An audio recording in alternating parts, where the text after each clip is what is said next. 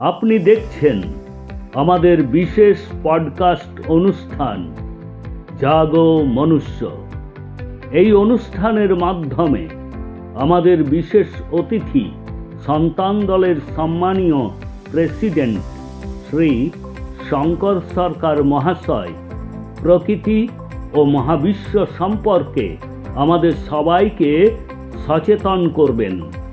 এই অনুষ্ঠানটিতে ধর্ম, রাজনীতি, বর্ণ এবং আরও বিভিন্ন বিষয়ের কথা মানুষকে জানিয়েছেন। প্রকৃতির দান সার্বজনীন, জন্মগত অধিকার অনুসারে universal birth right given by the nature to all. এই প্রকৃতির সমস্ত সম্পদের উপর সকলের সমান অধিকার পাওয়া উচিত। এই সমস্ত বিষয়ে আমাদের বিশেষ পডকাস্ট অনুষ্ঠান জাগো মনুষ্য দেখুন।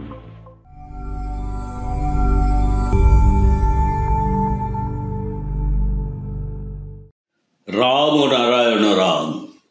মন্দিরগুলিতে মানুষ ঈশ্বরের উপাসনা ও পূজা করতে যান।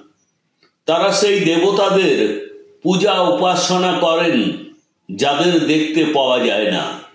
কিন্তু আমাদের সামনে যারা উপস্থিত রয়েছেন, মানুষ তাদের পূজা উপাসনা করেন না, বরং তাদের অপমান করেন।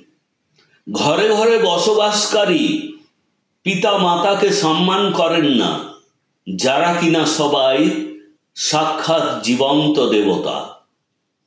দ্বিতীয় ঈশ্বর তো আমরা নিজেরাই। আমাদের এই দেহটি একটি চলমান ঈশ্বর, যাকে আমরা দেখতে পাই, যার কথা শুনতে পাই, অনুভব করতে পারি।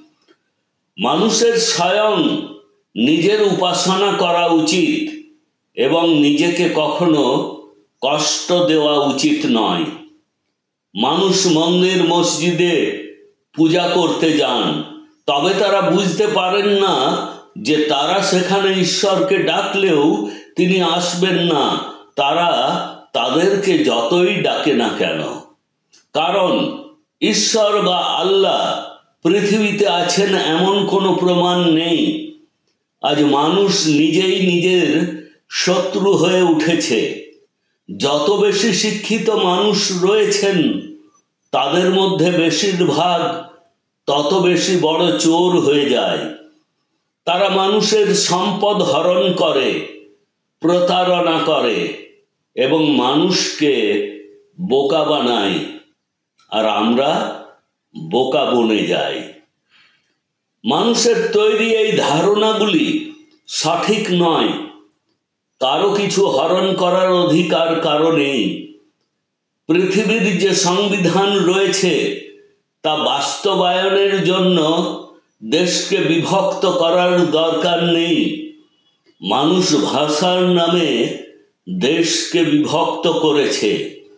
এর আগে পাকিস্তান ও বাংলাদেশ ভারতেরই অংশ ছিল, তবে ভাষার নামে এই দেশগুলিকে পৃথক করা হয়েছিল।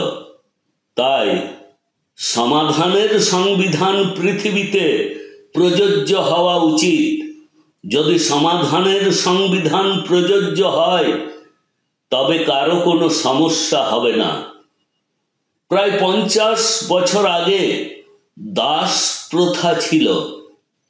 আগে কেবলমাত্র একজন রাজা থাকতেন এবং বাকিরা ছিলেন তাঁর দাস।